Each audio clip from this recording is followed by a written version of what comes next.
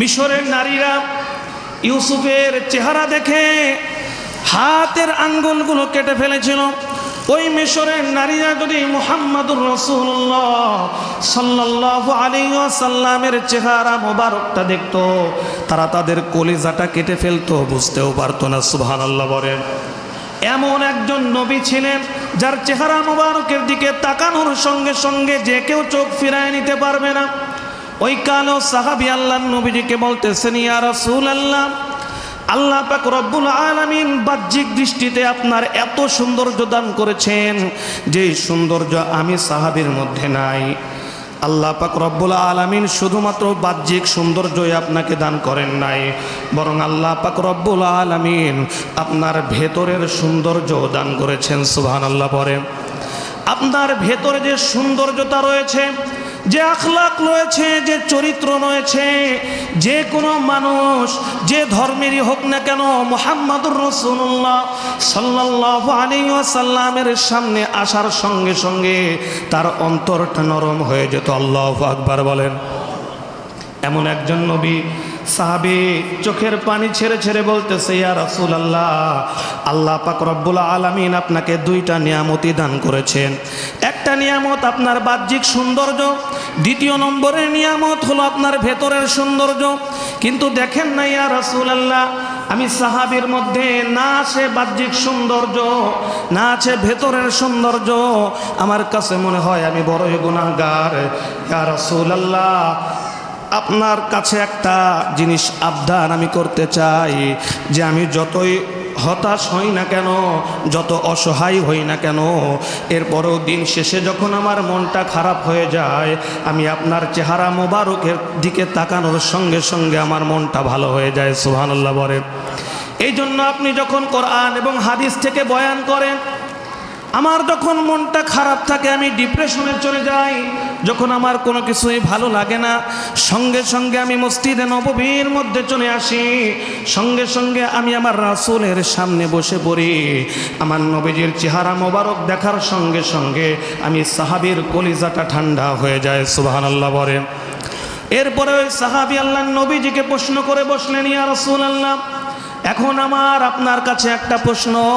দুনিয়ার জমিনে আমি সাহাবী তো যখনই মনে চায় আমার রাসূলকে দেখতে পারি, যত মন খারাপ না থাকুক না কেন আমি আমার রাসূলকে দেখতে পারি, কিন্তু কিয়ামতের ময়দানে কঠিন মুহূর্তে প্রত্যেকটা মানুষগুলো ইয়া নাফসি করে কাঁদতে থাকবে।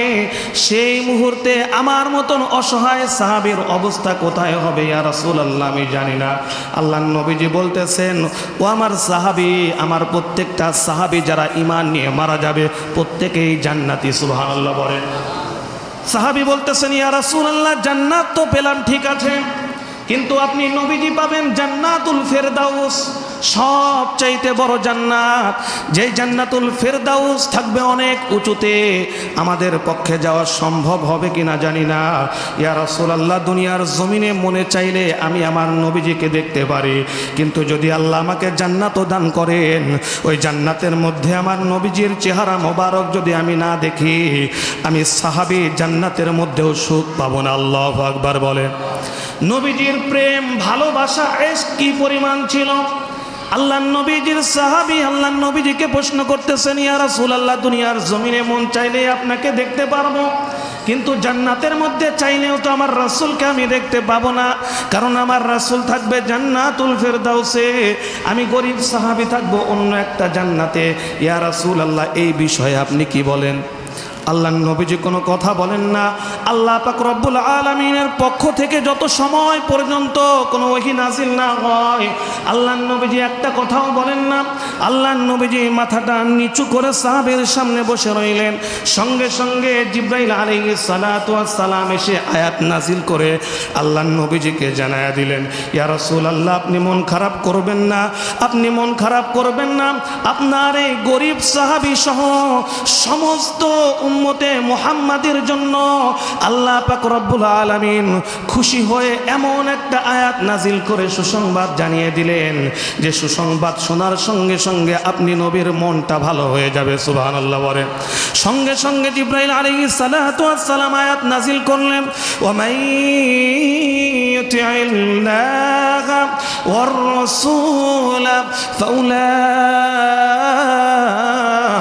মা'আল্লাযীনা আন'আমা আল্লাহু আলাইহিম মিনান নাবিয়্যিন ওয়াস-সিদ্দীকিন ওয়াশ-শুহাদা'i ওয়াস-সালিহিন ওয়া হাসুনা উলাইকা রফিকা। আল্লাহু আকবার বলেন। আল্লাহ পাক রব্বুল আলামিন বললেন, ও দুনিয়ার মানুষেরা তোমরা শুনে রেখে দাও, ওমাইয়ুতি আল্লাহ, দুনিয়ার জমিনে যারা আল্লাহর আনুগত্য করবে। কার আনুগত্য? আওয়াজ করে বলেন কার? আল্লাহর হুকুমগুলোকে যারা দুনিয়ার জমিনে মেনে নেবে। ওমাইয়ুতি আল্লাহ, এরপরে আল্লাহ বলতেছেন ওয়ার রাসূলা, আল্লাহর পরে যারা নবীজির অনুসরণ করবে, নবীজির আনুগত্য করবে, আল্লাহ নবীজির সুন্নাহকে জান প্রাণ দিয়ে মেনে নেবে, ফাউলাইকা মা'আল্লাযীনা আন'আমা আল্লাহু আলাইহিম, আল্লাহ বলতেছেন এই সমস্ত বান্দাগুলোর সাথী হবে। আল্লাহ পাক রব্বুল আলামিন বলতেছেন, ও দুনিয়ার মানুষেরা এদের সাথী হিসেবে আমি রব্বুল আলামিন বানায়া দেব। ফাউলাইকা মা'আল্লাযীনা আন'আমা আল্লাহু আলাইহিম মিনান নাবিয়্যিন, কিয়ামতের ময়দানে এদের সাথী হবে নবীগণ। সুবহানাল্লাহ বলে। যদি দুনিয়ার জমিনে নবীর আদর্শকে মেনে নিতে পারি, আল্লাহর হুকুমকে মেনে নিতে পারি, আল্লাহ ওয়াদা করতেছেন ইয়া রাসূলুল্লাহ, আপনার যে সাহাবীগুলো হতাশ হচ্ছে, আফসোস করতেছে যে জান্নাতের মধ্যে হয়তো বা নবীজিকে দেখবে না, ওগো রাসূল আপনি আপনার ওই সাহাবীকে জানায়া দেন, ফাউলাইকা মা'আল্লাযীনা আন'আমা আল্লাহু আলাইহিম মিনান নাবিয়্যিন, এই সমস্ত সাহাবীগুলো, এই সমস্ত বান্দাগুলো কিয়ামতের ময়দানে নবীদের সঙ্গে জান্নাতে থাকবে। সুবহানাল্লাহ বলেন। শুধু নবীদের সঙ্গেই না, আল্লাহ বলতেছেন মিনান নাবিয়্যিন ওয়াস সিদ্দীকিন, দুনিয়ার জমিনে যারা সিদ্দিক, যারা সব সময় সত্য কথা বলে, এরাও এদের সঙ্গে জান্নাতে থাকবে। ওয়াশ-শুহাদা'i ওয়াস-সালিহিন, দুনিয়ার জমিন থেকে যারা আল্লাহর রাস্তায় জিহাদ করে মারা যাবে, এরাও নবীদের সঙ্গে কিয়ামতের ময়দানে একই জান্নাতে থাকবে। ওয়াস-সালিহিন, দুনিয়ার জমিনে যারা সদা সর্বদা সৎ অবস্থায় জীবনযাপন করবে, আল্লাহ বলতেছেন এই সমস্ত বান্দাগুলো নবীদের সঙ্গে একই জান্নাতের মধ্যে থাকবে। সুবহানাল্লাহ বলেন। কি সুসংবাদ! আল্লাহ বলতেছেন ও হাসুনা উলাইকা রফিকা, যে কতই না উত্তম ওই সমস্ত সাথীগুলো। সুবহানাল্লাহ বলেন। আল্লাহ নিজেই বলতেছেন, সুসংবাদ দিচ্ছেন যে দুনিয়ার মানুষেরা তোমরা যারা মনে চাইবে এই চারটা মানুষের, চারটা দলের যদি কোনো একটা দলের তুমি অন্তর্ভুক্ত হতে পারো, যদি তুমি সিদ্দিক হতে পারো, সদা সর্বদা সত্য কথা বলো, জান চলে যাবে, মিথ্যা বলবো না, যদি এই গুণটা থাকে তাহলে নবীদের সঙ্গে তোমাকে আল্লাহ জান্নাত দান করবেন। সুবহানাল্লাহ বলেন।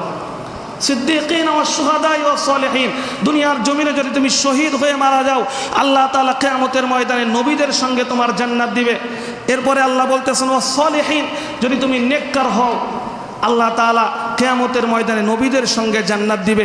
তোমার মনে চাইবে যে আখিরে জামানার পয়গম্বর, যেই নবীজির কথা আমরা বারবার আজানের ধ্বনিতে উচ্চারণ করেছি, যেই নবীজির কথা প্রত্যেক দিন আত্তাহিয়াতুর মধ্যে উচ্চারণ করেছি, যেই নবীজির নামের জিকির বারবার তাসবিহ হিসেবে পাঠ করেছি, সেই নবীজিকে যখন কিয়ামতের ময়দানে সামনাসামনি একই জান্নাতের মধ্যে দেখব, চিন্তা করে দেখেন, একটু চিন্তা করে দেখেন উম্মত হিসেবে কি পরিমাণ ভালো লাগা কাজ করবে। সুবহানাল্লাহ বলেন।